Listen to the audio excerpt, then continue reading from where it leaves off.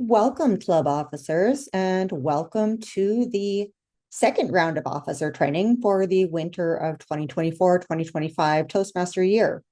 Today, we are going to be talking about assessing and pivoting for Toastmasters club success. This will be a guide to evaluating and enhancing the club performance.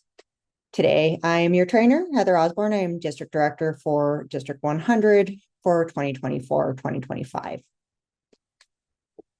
The program today will include understanding the current state of your club. We're going to look into some of those details a little more deeply, identifying the areas for improvement, developing the strategies that we can engage in now to help you pivot towards success. The first step of this process is assessing the current state. You want to analyze your membership. How many active members do you have? Do they show up to meetings on a regular basis? Are they engaged? I know it's normal that there's some attrition in clubs over time because we have lives, we have other things we need to do. But is it a lot? Do you need to make a change that will keep your members? Do you have a feel for what the retention rate of your club is? And do you know what their engagement is? Do you know whether they are getting the most out of the program? Are they working pathways? Are they coming to meetings? Are they having a great time? Or are they just merely ticking a box and they're showing up and doing some table topics? Are they actually getting the most out of the education program? The second bit we want to assess is the meeting quality. Do your members show up for your meetings? Do they have a good time? Do they get engaged? Brought that up with the engagement levels. Is it the same 4 members showing up every meeting and serving in 2 or 3 roles each? That does not show a good, robust club where people that visit will want to join. You want to have these meetings that are completely fleshed out, and you want to have activity, and you want to have encouragement, and you want to see the camaraderie and so on. And we'll get into that a little bit later. The quality of the speeches and evaluations. Are they pathways speeches? Are the evaluators giving an honest assessment of the speeches? Or are they just saying, oh, that was the greatest thing I've ever seen? You want to be able to say, this is a quality meeting. This is a quality service that we're providing to our members. And then the meeting structure and timing. Is your meeting starting on time and finishing on time? Is it filling the available time as well? One of the things you want to think about, particularly if you have a corporate club or if you're translating these skills into the corporate world, is nobody ever starts their meetings on time in the corporate world. Well, you will be coming to your business with this new skill that a lot of people don't necessarily have. And it is something that's great to carry along. So that is one of the reasons why we're encouraging people to actually make sure that they have an agenda, that they have a structure, they are following the pie structure, the prepared speeches, the impromptu speeches, and the evaluations, and that everything starts and finishes on time. So we've got some tools to make these assessments. One of the things you can do fairly easily is set up a Google feedback form. It's available in any Gmail account. You can just go to a survey and set it up, and you can set it up with any question you want, but you can find out how the members feel. Are they enjoying their meetings? Are they getting what they want out of the program? Or are they, like I said, showing up and ticking a box? Or are they just meeting up with their buddies? That in some cases, that is what draws people to Toastmasters, but what will keep them staying there is that they're actually getting something out of the program. Another thing you can do is post-meeting feedback forms, not just for your members, but any guests that show up. Did the guest have a good time? Did the guest understand the way the meeting worked?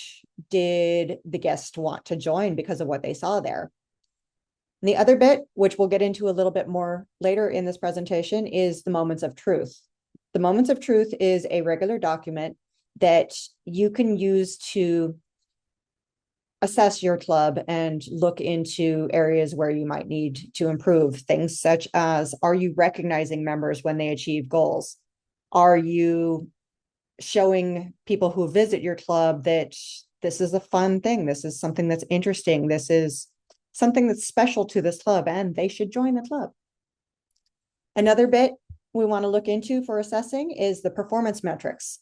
The distinguished club program goals. There's 10 distinguished club points you can get. We'll go into that a little bit later, but that is one way that's just basically a report card of how your club is doing. Not every club feels the need to be distinguished, but it is a very objective view into how your club is doing relative to the expectations of the program. The other metric that you need to look at is the club growth statistic. I mentioned that a lot of clubs do have attrition at times because people have lives, other things come up. People might be in a college club and they graduated from school and they no longer see the need for Toastmasters, or they think they got all they're going to get out of it. People leave.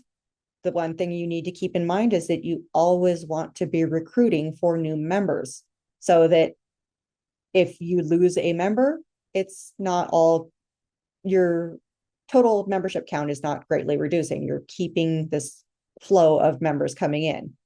If you got something out of Toastmasters, you can encourage other people to get something out of Toastmasters. So the thing you want to do is always be looking for new memberships.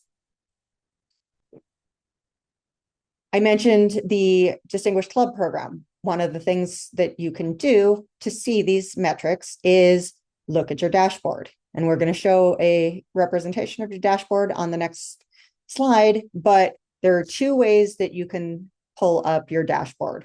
One is by logging into Club Central and pulling down to the Distinguished Performance Report. That will dump you right into your particular club's dashboard.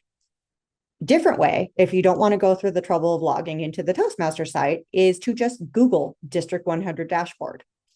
And that will pull up and it will have a list of all of the clubs in the district. And you just click on your club and it will pull up your particular screen, the same as you would have gotten if you'd have gone directly to the Distinguished Performance Report. This is a very important thing for you to keep an eye on because, like I mentioned, you may not be trying to follow the Distinguished Club program to get too distinguished, but you want to see where you are relative to what you might be expecting to get out of a Toastmaster club. So this is what a club dashboard looks like. And my home club is going to probably be grumpy at me for using them as an example, but I wanted to show you what this looks like. The Distinguished Club program has the 10 levels, as I mentioned, but it's really 11 goals, because once you get through these first 10 that are listed here, the other thing you need to consider is the membership.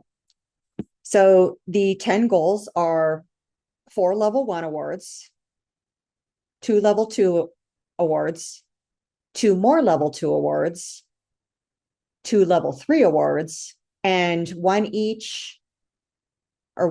of a level 4, 5, or Distinguished Toastmaster award, and then another level 4, 5, or Distinguished Toastmaster award. You need to add 4 new members to get a point. 4 more new members will get you another point.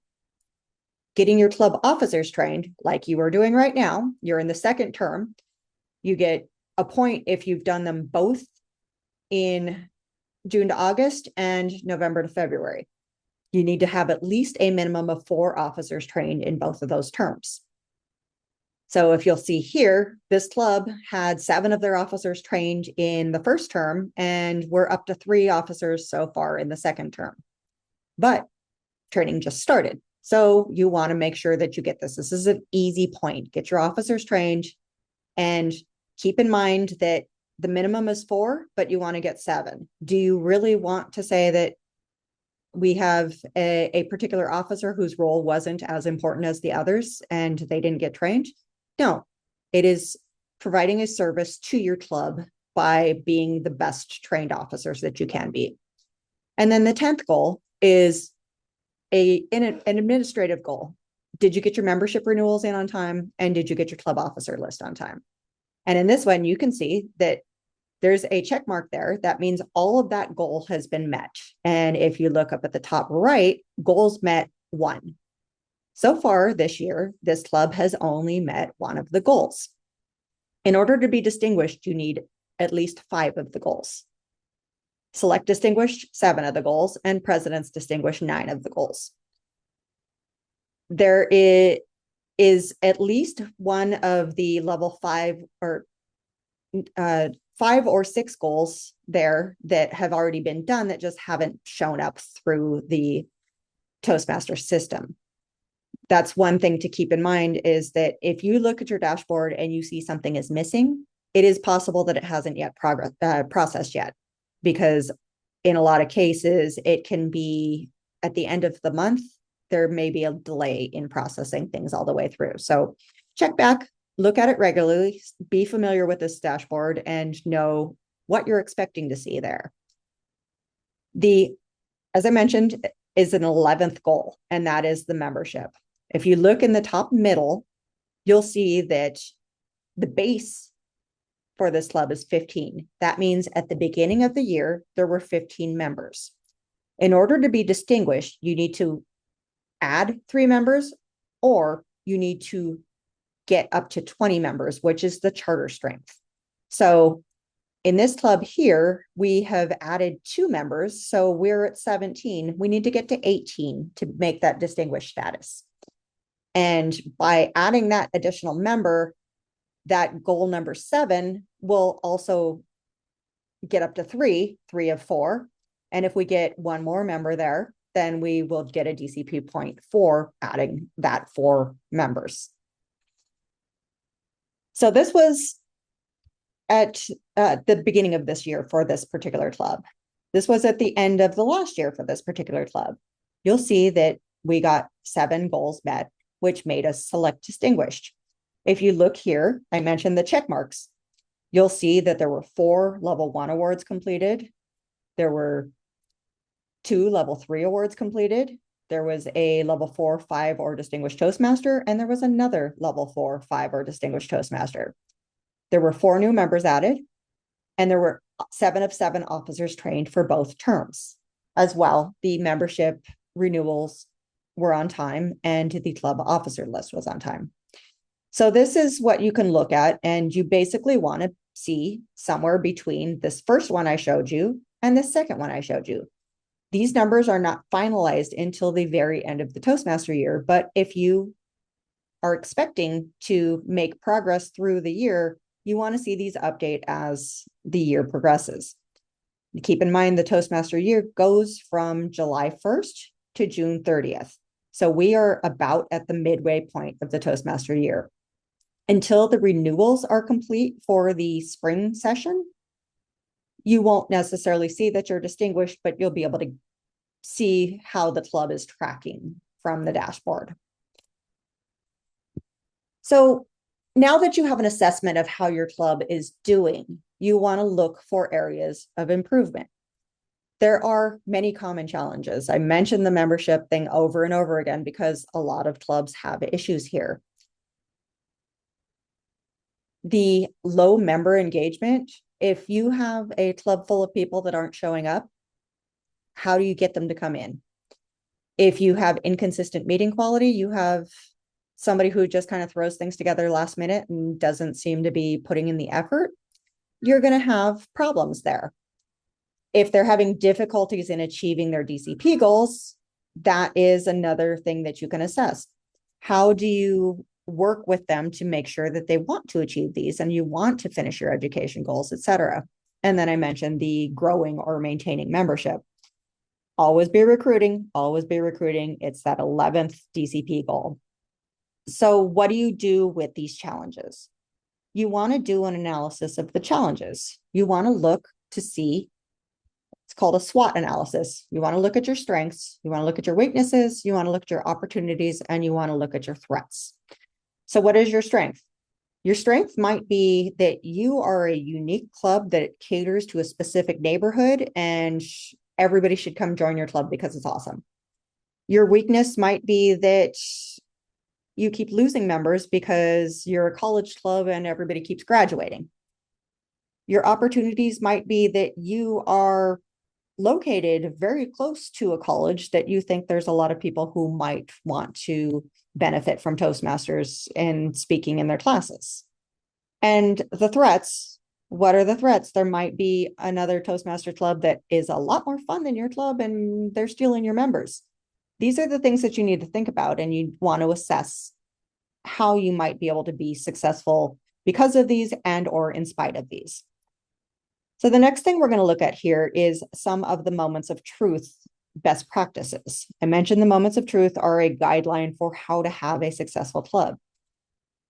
So what we're going to do is we're going to look at these and see where we might be able to improve. So the first section is around guests. What are the challenges? Guests are not showing up to visit. Guests are not joining. We've got some of the causes here. Maybe they don't feel welcome. Maybe they feel like they've joined a clique and nobody wants to be their friend. Maybe they don't feel like they're going to meet their goals. Maybe nobody said, hey, do you want to join us? Or did something horrible happen and they just got scared away? For each of these challenges, there is a list of recommendations that you can do.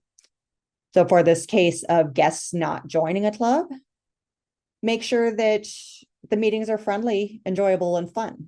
Maybe like theme meetings. Maybe they weren't invited to be part of the meeting. Maybe they didn't feel like they were going to get something out of this because it seemed very disorganized. Another one of the challenges for evaluations, speakers are hypersensitive to constructive feedback. That's the important thing to remember about Toastmasters, is that one of the biggest benefits you can get that is more useful than a lot of other education programs about public speaking is that you get instant feedback.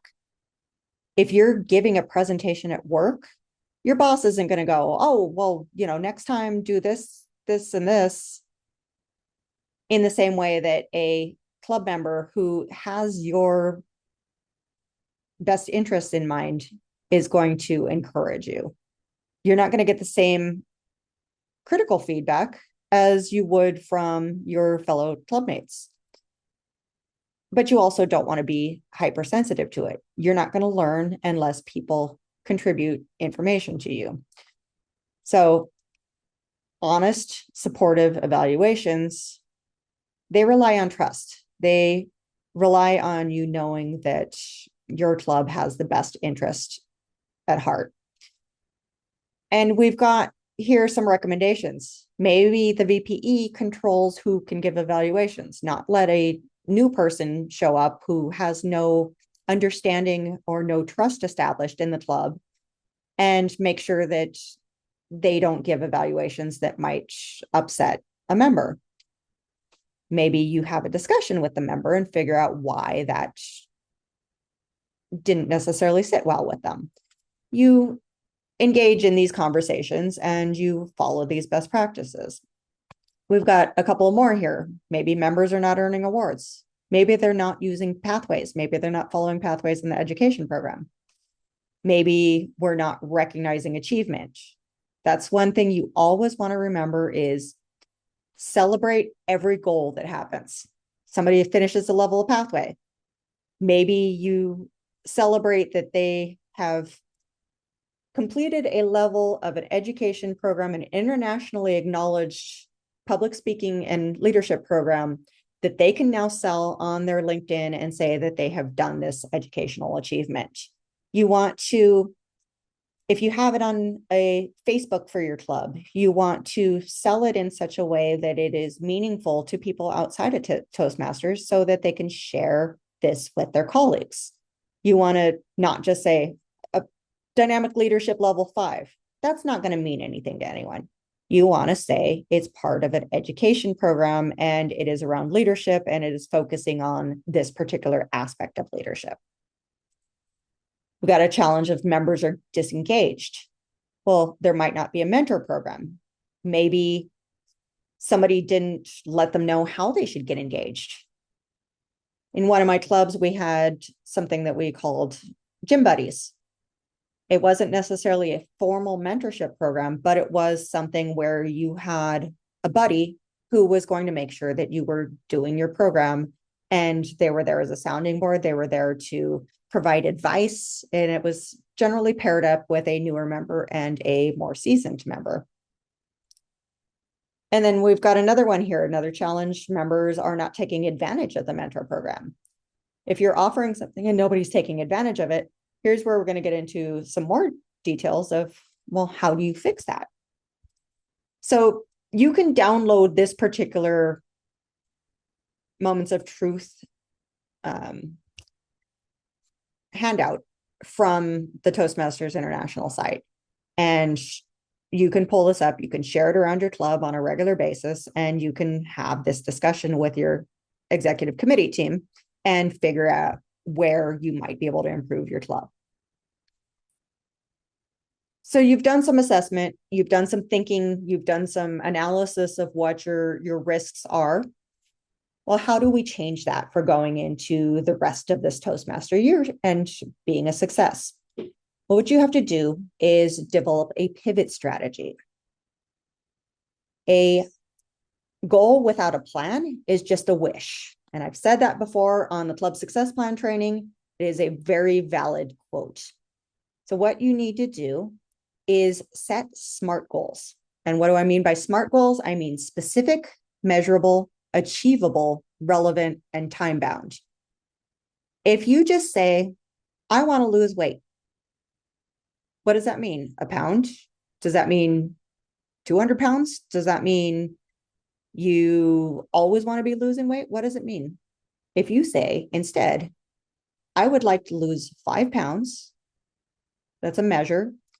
I want to look good in a bathing suit. That's specific. It's achievable. You can do a pound a week. Is it relevant? If you want to look good in a bathing suit, maybe you want to lose weight. Is it time bound? I didn't give a time box here. If you say by summer, that makes it time bound. And that's not a great example, but it is a pretty common example. I'll use a Toastmaster example. I would like to advance in my Pathways program. Well, what does that mean? You need to be more specific. I would like to complete level 1 of my presentation mastery path. Is it measurable? Yes. You have finished your speeches. It has moved through base camp. Is it achievable? Are there enough speaking slots in your club to make this possible? Is it relevant? It's Toastmasters. It is the Pathways. It's the education program. Is it time bound? If you say you want to do this by the end of this half of the year, yes. So we've got a SMART goal here. I would like to complete 1 level of Pathways by June 30th. That is a SMART goal. It is a much more effective goal than saying, I want to finish my education program. So the action plans that you can come out of this with SMART goals is the short-term actions. So that short-term action, in the next month, I would like to give a speech. That is something that you can do. And you can encourage all of your members to think about their personal goals in this way. And then you have the longer term strategies. I would like every member in my club to give 2 speeches in the next month. Well, you figure out whether that fits into your schedule, whether they will be around. Maybe you plan out, maybe you assign them speeches and say, hey, next week you're speaking. It depends on your club. Everybody does things different. You need to think about what sort of goals you can set for your own club. How do you implement these changes? The first thing, we're a communications organization. Keep that in mind. Remember that we don't always necessarily communicate as effectively as we should.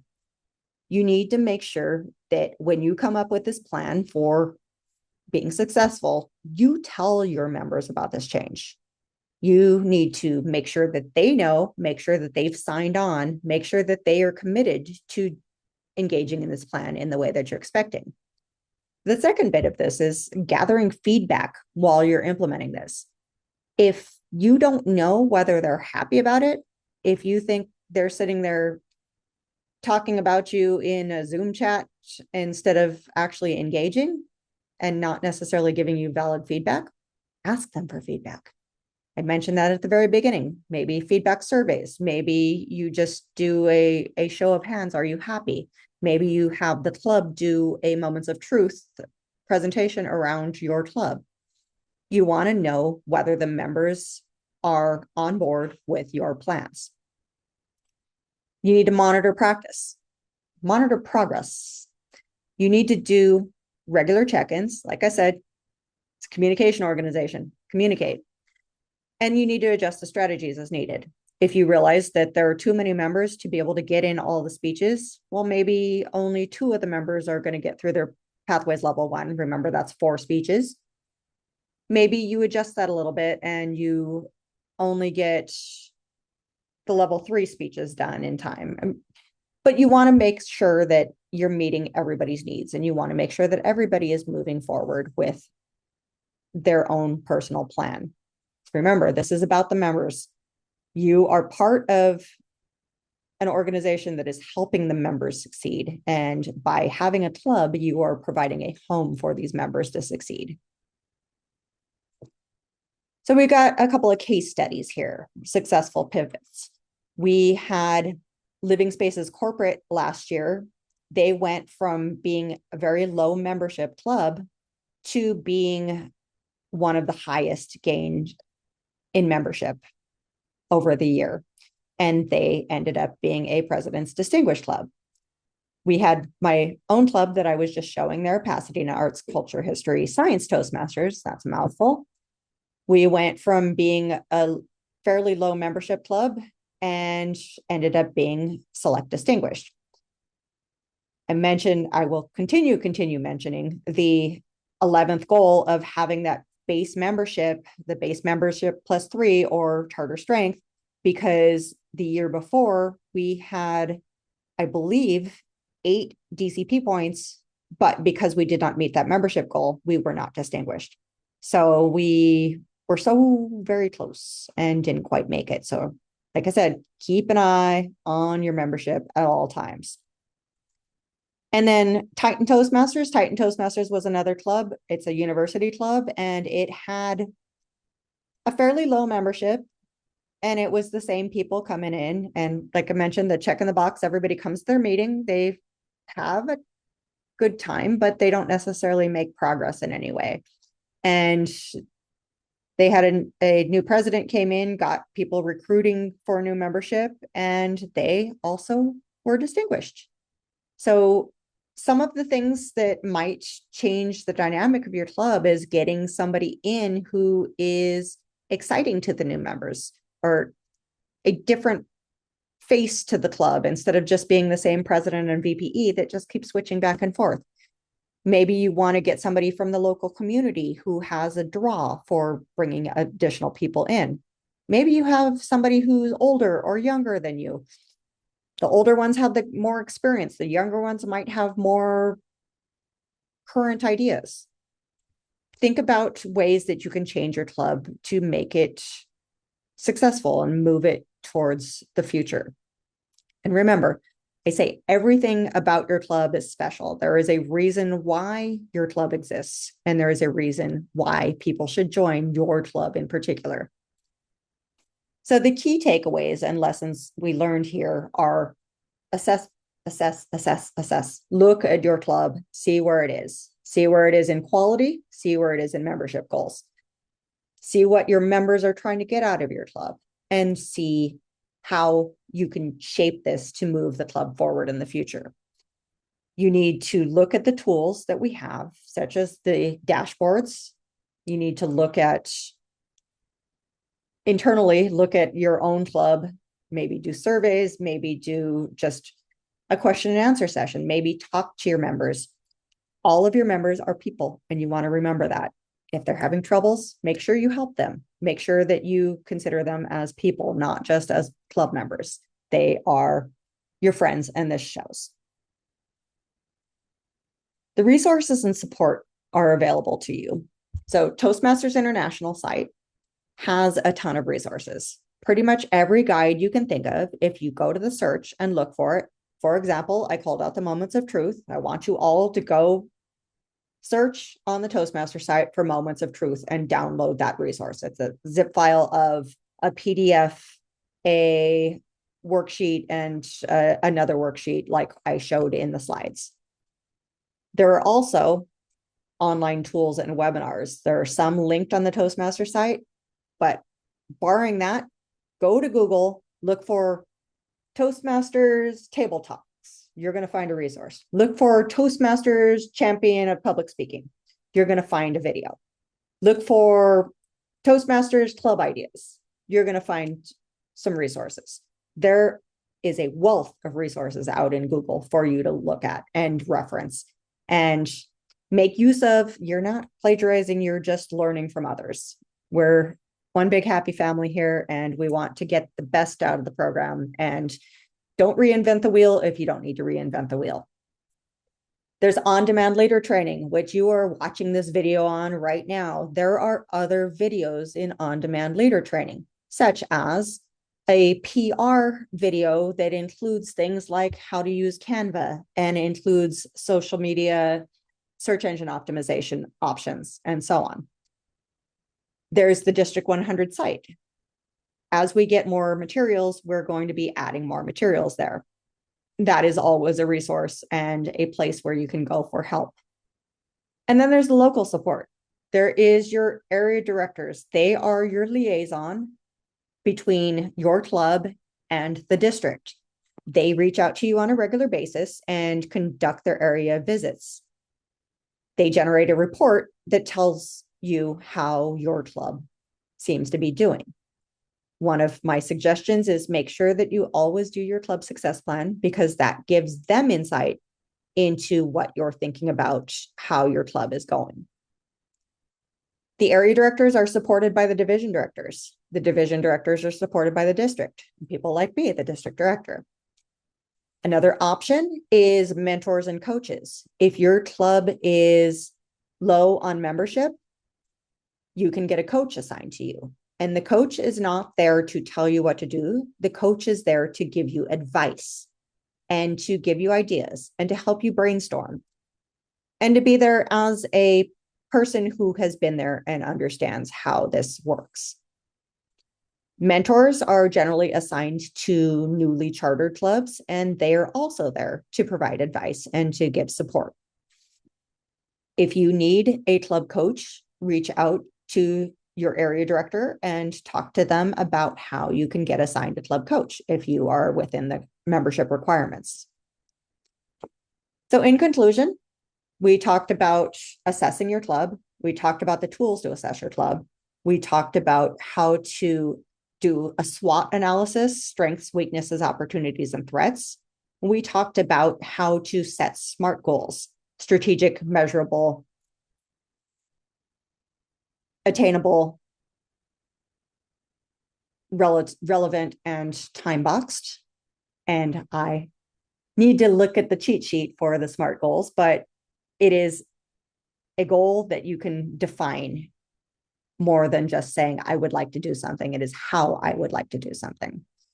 And then I gave you the resources for looking more into Toastmasters opportunities.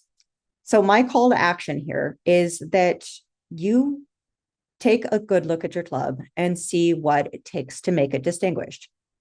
Being distinguished might not be the end all be all for your particular club, but it is a very good assessment of how your club is doing. And I will say that clubs that are distinguished are more appealing to people who are looking to join a club from the outside. Like, what is your statistic? What are you showing to these potential members? And as well, it's a good report card of how you are serving your members. Remember, your Toastmasters Club is built up of members, and your members are people that are looking to learn and looking to get the most out of the Toastmaster program. So I ask you as officers to make sure that you help them get the most out of the program. Thank you.